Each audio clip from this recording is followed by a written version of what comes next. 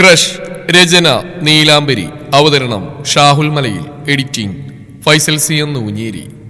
വേദന കുറവുണ്ടോ അമ്മേ? കട്ടിലിന്റെ ഡ്രസ്സിൽ തലയാഴ്ച കണ്ണുകൾ മുറുക്കി അടച്ചിരിക്കുന്ന ജാനകി വർമ്മയോട് രുദ്രദേവ് വർമ്മ ചോദിച്ചു. ഒപ്പം തന്നെ അമ്മയുടെ കാലുകൾ മാറി മാറി അയാൾ തടവി കൊടുത്തിരുന്നു.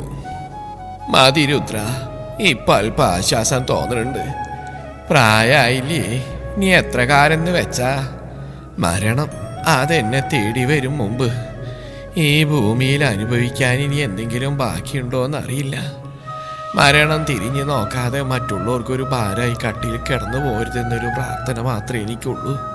അതിനു മുമ്പ് എൻ്റെ വിച്ചൂട്ടൻ്റെ കുട്ടിയെ കൂടി ലാളിക്കാനൊരു കൊതി. അമ്മേ, എന്തൊക്കെ അനർത്ഥങ്ങളായി പറയുന്നത്? അങ്ങനെ കട്ടിലിന് അഭയം പ്രാപിക്കേണ്ട അവസ്ഥയൊന്നും അമ്മയ്ക്കുണ്ടാവില്ല. അതിനു മാത്രം പാപങ്ങളൊന്നും നമ്മളാരും ചെയ്തിട്ടുമില്ല. ശാസനയുടെ ധ്വനി ആവോളമുണ്ടെങ്കിലും അവസാനം തന്റെ അമ്മയെ സമാധാനിപ്പിക്കുമെന്നും അയാൾ പറഞ്ഞു നിർത്തി. എന്നാൽ ജാനകി വർമ്മയുടെ മുഖത്ത് ദുഃഖം തണൽ തീർത്തു. ഉണ്ട് ഉണ്ട് രുദ്ര, ഞാനൊരു പാപിയാ. ഈ ജാനകി വർമ്മയ്ക്ക് മക്കൾ 3 പെണ്ണും ഒരാണും അല്ല, 4 പെണ്ണും ഒരാണുമാ. എൻ്റെ രാജി, വേണ്ടതിലധികം ഞാൻ ലാളിച്ചു കൊണ്ട് നടന്ന എൻ്റെ രാജി, അവളന്ന് ഏതോ ഒരുത്തൻ്റെ കൂടെ ഇറങ്ങിപ്പോയപ്പോ മുന്നും പിന്നും ചിന്തിക്കാതെ പടിയടച്ച് പിണ്ഡം വെച്ചു. ഞാൻ തിരികെ വിളിക്കാനോ പൊറുക്കാനോ ഒന്നും ഞാൻ ശ്രമിച്ചില്ല. അത്രയ്ക്ക് ദുരഭിമാനമായിരുന്നു എനിക്ക്. ശരിയാ, അവളും വന്നില്ല, നിന്റെ അല്ലേ പെങ്ങള്. അവസാനം അവൾ ഈ ലോകം വിട്ടു പോയെന്നറിഞ്ഞപ്പോൾ പോലും എൻ്റെ കണ്ണീന്നൊരു തുള്ളി കണ്ണുനീര് പോലും വീണില്ല. ചെറുകുട്ടിയെ ഒരു നോക്ക് കാണാൻ പോയിട്ട് ഒരു മിഠായി തുണ്ട് പോലും ഞാൻ ആ കുഞ്ഞിന് വാങ്ങിക്കൊടുക്കാൻ ശ്രമിച്ചിട്ടില്ല. ഞാനൊരു പാപിയല്ലേ രുദ്ര? ജാനകി വർമ്മ കരയുകയായിരുന്നു. രുദ്രദേവ് വർമ്മയുടെ കണ്ണുകളും ഏതോ ഓർമ്മയിലെന്ന പോലെ ഈറനണിഞ്ഞു. എന്നിരുന്നാലും പഴയതൊന്നും ഇനി ഓർക്കാൻ താല്പര്യമില്ലാത്ത പോലെ അദ്ദേഹം ഒന്ന് ഇടിവീർപ്പിട്ടു. അതൊക്കെ പഴയ കാര്യങ്ങളല്ലേ അമ്മേ, എല്ലാവരുടെ വിധി. ഞാൻ തടയാനേറെ ശ്രമിച്ചതാ. ആ ബന്ധം നമുക്ക് ചേരില്ലെന്ന് ഞാൻ അവളോട് പല ആവർത്തി പറഞ്ഞതാ. അവളെ ഒന്ന് നുള്ളി നോവിക്ക് പോലും ചെയ്യാത്ത ഞാനും അച്ഛനും അതിൻ്റെ പേരിൽ അവളെ തല്ലുക വരെ ചെയ്തു. ആ വാശിയിലാ അവളന്ന് ഇറങ്ങിപ്പോയതും. മനസ്സനുവദിക്കാതെ ആദ്യമൊക്കെ ഞാൻ അന്വേഷിച്ചിരുന്നു. സന്തോഷത്തോടെ ജീവിക്കുന്നെന്നും ഒരു മകളുണ്ടെന്നൊക്കെ അറിയുന്നുണ്ടായിരുന്നു. പക്ഷേ അവളുടെ പോക്ക് ശരിയല്ലാതായി. അവസാനം ഒരു മുഴം കയറിൽ അവൾ ജീവനൊടുക്കി. അതും മറ്റാരുടെയോ കൊച്ചിനെ വയറ്റിലിട്ടുണ്ട്. ഏതോ ഓർമ്മയിൽ രുദ്രദേവ് പറയുമ്പോൾ ജാനകിയുടെ കരച്ചിൽ ചീളുകൾ പുറത്തേക്ക് വന്നു. നേരിയതിന്റെ മുന്താണി വായിലമർത്തി അവർ കരച്ചിൽ പിടിച്ചേട്ടാൻ ശ്രമിച്ചു. അല്പനേരം കഴിഞ്ഞതും അവർ സ്വയം ശാന്തയായി. അവളുടെ പ്രണയത്തിന് ഒത്താശ ചെയ്തത് നിന്റെ ഭാര്യ ദേവിക തന്നെയാ. അന്ന് തെറ്റിയതാ ഞാൻ നിന്റെ ഭാര്യയായിട്ട്. നാത്തൂമാര് തമ്മിൽ കൂട്ടുകാരികളെ പോലെ ആയിരുന്നില്ലേ രുദ്ര? ആ കൊച്ച് ഇപ്പൊ വിവാഹം കഴിഞ്ഞിട്ടുണ്ടാവൂ അതിൻ്റെ? അറിയില്ല അമ്മേ, അയാൾ വേറെ കിട്ടിയല്ലോ. അതിൽ പിന്നെ ഞാനൊന്നും അന്വേഷിക്കാൻ നിന്നിട്ടില്ല. അവള് പോയി, ഇനി അവനുമായിട്ടെന്ത് ബന്ധം? അത്രേ ഞാനെന്ന് കരുതിയുള്ളൂ. രുദ്ര, എനിക്ക് ചെറുകുട്ടികൾ 5 അല്ല 6. അമ്മ എന്താ ഈ പറഞ്ഞു വരുന്നത്? അടുത്ത നിമിഷം രുദ്രദേവ് വർമ്മയുടെ മുഖം സംശയത്താൽ ചുളിവുകൾ തീർത്തു. അതെ രുദ്ര, വിച്ചുവിനെ കൊണ്ട് നിന്റെ പെങ്ങന്മാരുടെ പെൺമക്കളിൽ ആരെങ്കിലും ഒരുവളെ വിവാഹം ചെയ്യിക്കണം എന്നൊരാഗ്രഹം എനിക്കുണ്ടായിരുന്നുള്ളൂ. അപ്പോഴാ നിന്റെ ഭാര്യ അവളുടെ ആങ്ങളെയും കുടുംബത്തെയും വീട്ടിൽ കയറ്റി താമസിപ്പിച്ച് എന്നിട്ട് അവന്റെ മോളെ വിച്ചുവിന്റെ തലയിൽ കെട്ടിവെക്കാൻ നോക്കുക.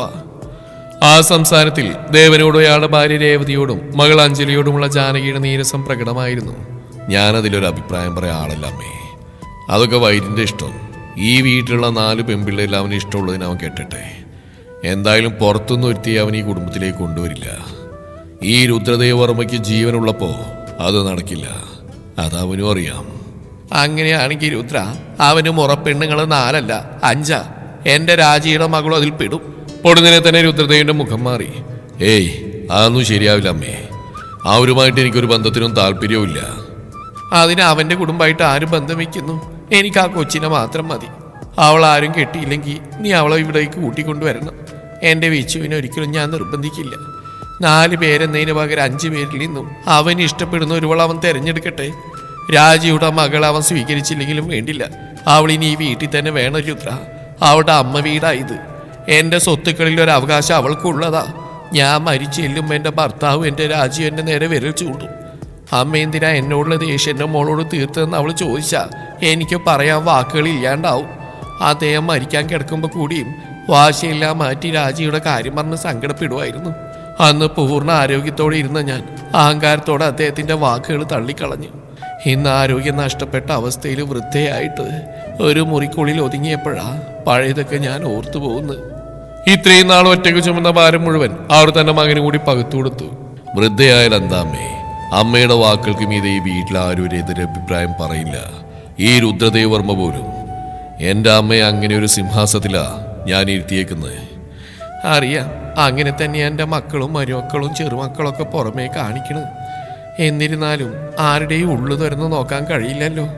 രുദ്ര, നീ കൊണ്ടുവരൂ അവളെ, എൻ്റെ രാജിയുടെ മകളെ. എനിക്കൊന്ന് കാണണം അവളെ. കെട്ടിയവനും കുട്ടികളുമായിട്ട് സുഖമായി ജീവിച്ചാലും വേണ്ടില്ല. അവൾക്ക് വേണ്ടതെല്ലാം ചെയ്തു കൊടുക്കണം. എനിക്ക് കൊണ്ടുവരുമോ മോനെ? ആ അമ്മയുടെ കണ്ണുകളിൽ കണ്ണുനീരിനൊപ്പം അവരുടെ അന്തിമാഭിലാഷം കൂടി ചാരിട്ടൊഴുകി. പ്രതീക്ഷയോടെ നോക്കുന്ന എൻ്റെ അമ്മയെ നിരാശപ്പെടുത്താൻ അദ്ദേഹത്തിന് കഴിഞ്ഞില്ല. നാളെ ഈവനിങ് ഞാൻ ബാംഗ്ലൂർ വരെ പോകുന്നുണ്ട്. മറ്റന്നാൾ അവരൊക്കെ തിരികെ വരികയല്ലേ. ഞാൻ നേരിട്ട് പോയി കൂട്ടിക്കൊണ്ടുവരാമെന്ന് കരുതി. ഇവിടെ ഇരുന്നിട്ടൊരു സമാധാനമില്ല. ദേവനാണെങ്കിൽ തായ്ലൻഡില്ല. അതങ്ങനെ ഒരു ജന്മം. സ്വന്തം മോൾക്ക് അപകടം ഉണ്ടായിട്ട് പോലും അവൻ കണ്ട. ഞാനൊന്നും പറയുന്നില്ല. എന്തായാലും ഞാൻ രാവിലെ തന്നെ തിരുവനന്തപുരം ഒന്ന് പോകാം. ആ കൊച്ചിനെ കുറിച്ച് അന്വേഷിക്കാം. അമ്മയ്ക്ക് വേണ്ടി മാത്രം. രാവിലെ ജോഗിങ്ങിന് ഇറങ്ങിയതാണ് വൈരിൻ. ഹുഡി ടീഷർട്ടും മാസ്കും ധരിച്ചുകൊണ്ടാണ് അവൻ സാധാരണ ജോഗിങ്ങിന് പോവാറുള്ളത്. അന്യഭാഷാ ചിത്രങ്ങൾ ചെയ്യുന്നതുകൊണ്ട് എവിടെ പോയാലും ആൾക്കാർ അവനെ തിരിച്ചറിയും. എങ്കിലും തന്റെ ആരാധകരെ അവരൊരിക്കലും നിരാശരാക്കാറില്ല. ഒരു സെൽഫി ചോദിച്ചു വരുന്നവരെ അവനെപ്പോഴും പരിഗണിക്കാറുണ്ട്. പക്ഷെ ആരും പെട്ടെന്ന് തന്നെ മനസ്സിലാക്കാതിരിക്കാൻ അവനൊരു ശ്രമം നടത്താറുണ്ട്. അതിന്റെ ഭാഗമായിട്ടാണ് ഹൂഡിയും മാസ്കൊക്കെ ധരിക്കുന്നത്. ആകെ 2 ദിവസത്തെ ഷൂട്ട് മാത്രമേ ഇനി ബാക്കിയുള്ളൂ. അത് കഴിഞ്ഞാൽ ബാംഗ്ലൂർ സിറ്റിയിൽ വരേണ്ട കാര്യമില്ല തനിക്ക്. അഥവാ വരണമെങ്കിൽ തന്നെ പുതിയ മൂവിയോ മറ്റോ താൻ കമ്മിറ്റ് ചെയ്യണം. ഇനി ഇപ്പോഴൊന്നും ഒരു മൂവിക്ക് താൻ ഡേറ്റ് കൊടുത്തിട്ടുമില്ല. വിവാഹക്കാര്യത്തിൽ തീരുമാനമാകുന്നവരെ പുതിയ സിനിമകൾക്ക് ഡേറ്റ് കൊടുക്കേണ്ടെന്നാണ് അച്ഛമ്മയുടെ അച്ഛൻ്റെയും തീരുമാനം. താന് സമ്മതിച്ചതുമാണ്. അതുകൊണ്ട് തന്നെ വന്ന എല്ലാ ഓഫറുകളും ജയറാമിനെ കൊണ്ട് തന്നെ ഒഴിവാക്കി വിട്ടു. ഇപ്പോൾ അഭിനയിച്ചുകൊണ്ടിരിക്കുന്ന സിനിമ റിലീസായ ശേഷം 1 വർഷത്തേക്കെങ്കിലും സിനിമകൾ ചെയ്യുന്നില്ലെന്ന് ഔദ്യോഗികമായി പ്രഖ്യാപിക്കണം. ഓരോന്നോർത്ത് ഫ്ളാറ്റിന് എൻട്രൻസിലേക്ക് കയറിയതും അവനൊരു കോൾ വന്നു. ഇതേ സമയമാണ് ഒരു ബൈക്ക് വലിയ ശബ്ദത്തോടെ അവിടേക്ക് ഇരച്ചു കയറിയത് ഇടിച്ചു വീണതും.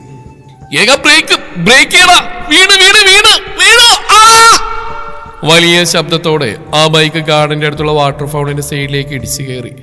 ബൈക്കിന്റെ പുറകിലിരുന്ന് അലറി വിളിച്ച വരുൺ നിലത്തേക്ക് തെറിച്ചു വീണു. മുന്നിലിരുന്ന ആളാരാ? നേരത്തെ കേട്ടില്ലേ വരുണിന്റെ ഏകാന്നുള്ള നിലവിളി ശബ്ദം? ആ കക്ഷി തന്നെ. ഇടിയുടെ ആഘാതത്തിൽ ബൈക്ക് തന്നെ ഏക എടുത്ത് ദൂരേക്ക് എറിഞ്ഞു. വന്നു വീണതോ വാട്ടർ ഫൗണ്ടിലെ വെള്ളത്തിൽ. മൂട്ടിൽ പറ്റിയ പൊടിയും തട്ടിക്കളഞ്ഞ് മെല്ലെ വരുൺ എഴുന്നേറ്റതും ഒരു സെക്യൂരിറ്റി അവിടേക്ക് ഓടി വന്നു. എന്റെ ദൈവമേ, തകർത്തോ? ഫൗണ്ടിന് തിട്ടമുട്ടിയല്ലോ. നീയൊക്കെ രാവിലെ തന്നെ 4 കാലിലാണോ ബൈക്കിൽ കയറുന്നത്? അയാൾ തലയിൽ കൈവച്ചുകൊണ്ട് വരുണ് നോക്കി പറഞ്ഞു. എന്റെ ചേട്ടൻ, ഞാനല്ല ബൈക്ക് ഓടിച്ച്. വരുൺ ചുറ്റിലെ ഏക തിരിഞ്ഞുകൊണ്ടാണ് പറയുന്നത്. ആ ബെസ്റ്റ്, മലയാളിയാണല്ലോ. വണ്ടി ഓടിച്ച കാര്യം പോലും മറന്നുപോകാൻ മാത്രം ഏത് കൂതറ സാധന താൻ അടിച്ച്. നീ എല്ലാ പിന്നെ നിന്റെ പ്രിയതാണോ വണ്ടി ഓടിച്ച്? എന്റെ പൊന്നു ചേട്ടൻ, ഈ ബൈക്ക് തൊട്ടുമ്പ് നിങ്ങളുടെ മുന്നിൽ കൂടിയല്ലേ വാണം വിട്ട പോലെ അകത്തേക്ക് വന്ന്. അപ്പൊ ഫ്രണ്ടിൽ ഒരു അണാറായിട്ടിരുന്ന് നിങ്ങൾ കണ്ടില്ലേ? നിങ്ങൾക്ക് അവളറിയാം, ഈ ഫ്ലാറ്റിന്റെ താഴെ സെക്യൂരിറ്റി റൂമില്. മതി, എനിക്കൊന്നും കേൾക്കണ്ട. മലയാളി ആയതുകൊണ്ട് മാത്രമാണ് ഞാൻ നിന്നെ എത്രയും നേരം കേട്ടിരുന്നത്. RV ഗ്രൂപ്പിന്റെ ഫ്ലാറ്റ് സമുച്ചയങ്ങളായത്. ഞാനിവിടെ പുതിയ സ്റ്റാഫാ. ഈ ഫൗണ്ടിനെ തിട്ട തകർത്ത് നിന്നെ ആ റൂമിൽ കൊണ്ടുപോയി നിർത്തണമെന്ന് പോലും എനിക്കറിയില്ല. മലയാളികൾക്ക് തന്നെയാ ശാപം. എന്റെ കഞ്ഞിയിലും മലയാളി തന്നെ വന്ന് പാറ്റിയിട്ടല്ലോ ദൈവമേ. സെക്യൂരിറ്റിക്കാരൻ വരുണിന് വിടുന്ന ലക്ഷണമില്ല. അവനാണെങ്കിൽ ഏകയെ നല്ലപോലെ ഒന്ന് സ്മരിച്ചു. ഋതു പറഞ്ഞ പ്രകാരം ഏകയെ ഫ്ലാറ്റിലേക്ക് ഡ്രോപ്പ് ചെയ്യാമെന്നാണ് വരുൺ. പക്ഷെ അവൾക്ക് ബൈക്ക് ഓടിക്കണമെന്ന് ഒരേ വാശി. അങ്ങനെ പകുതി ദൂരം മുതൽ ഏകയാണ് ബൈക്കുമായി വന്നത്. ഓവർ കോൺഫിഡൻസ് വാരിയെറിഞ്ഞുകൊണ്ട് റോഡിൽ കൂടി പോകുന്ന മറ്റു വണ്ടിക്കാരെ പുച്ഛിച്ചും തള്ളിയുള്ള ഏകയുടെ ബൈക്ക് ഓടികൾ കണ്ടപ്പോഴേ പുറകിലിരുന്ന വരുൺ കാര്യമായി തന്നെ വാൺ ചെയ്തിരുന്നു. ഏക, നീ പോകുന്ന വെറും 20 സ്പീഡിലാ. കൂടുതൽ സ്ലോ ചെയ്താൽ മൂക്കുകുത്തി താഴെ വീഴാനുള്ള സാധ്യത കൂടുതലാ.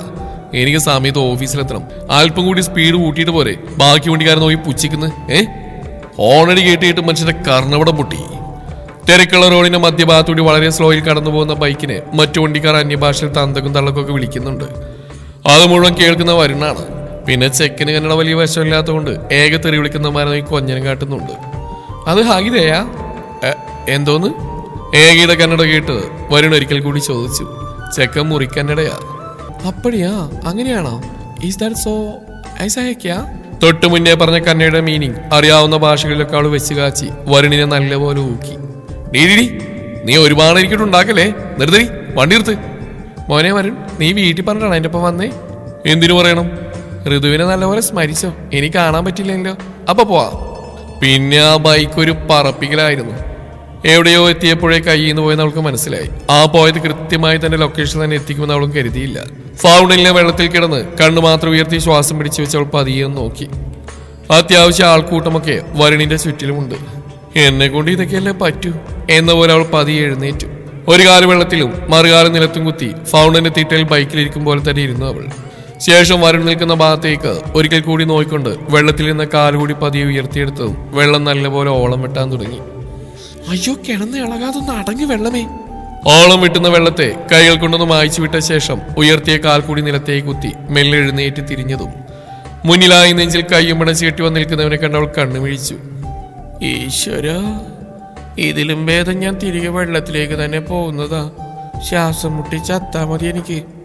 മാസ്ക് മുഖത്തുണ്ടെങ്കിൽ കൂടി വൈരിനെ തിരിച്ചറിയാൻ അവൾക്ക് വലിയ പ്രയാസമൊന്നും വേണ്ടി വന്നില്ല. അവളെ ഒന്ന് ഇരുത്തി നോക്കിക്കൊണ്ട് അവൻ വരുൺ നിൽക്കുന്ന ഭാഗത്തേക്കും നോക്കി. ഏക ഒരു ലോങ് ടോപ്പും ജഗ്ഗിങ്സുമാണ് വേഷം. ആകെ നനഞ്ഞു കുളിച്ച് വെള്ളം ഒലിപ്പിച്ച് നിൽപ്പാണ് പെണ്ണ്. ആളെ വിളിച്ചുകൂട്ടി നിന്നെ കാട്ടി കൊടുക്കട്ടെ ഞാൻ? അടുത്തേക്ക് വന്നുകൊണ്ട് അവൾ അടിമുടി നോക്കി വൈരും പതിയെ ചോദിച്ചു. എന്തിന്? അതിന് ഞാനെന്താ ചെയ്തേ? ഒന്നും അറിയാത്ത പോലെ അവൾ പറയുമ്പോഴും വെള്ളത്തിൽ മുങ്ങിക്കുളിച്ചവൾ അത്യാവശ്യം നല്ലപോലെ വിറക്കുന്നുണ്ടായിരുന്നു. നിന്ന് വിറക്കണ്ട, നിന്റെ ലാൻഡിങ് നല്ലപോലെ ഞാൻ കണ്ടതാ. ആളെ കൂട്ടട്ടെ? വേണ്ട. വേണ്ടേ? അല്പം കൂടി അടുത്തുകൊണ്ട് പതിഞ്ഞ സ്വരത്തിൽ അവൻ ചോദിച്ചു. ആൾ മെല്ലെയൊന്ന് മൂളി.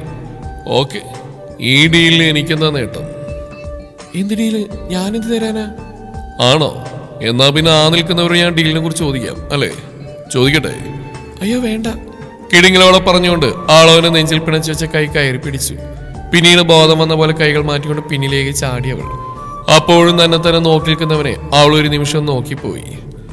മേൽപ്പോളയിൽ തട്ടി നിൽക്കുന്നവന്റെ ആ കറുത്ത കണ്ണുകൾ മാത്രമേ കാണാൻ കഴിയുന്നുള്ളൂ. ബാക്കിയൊക്കെ മാസ്കിനുള്ളിലാണ്.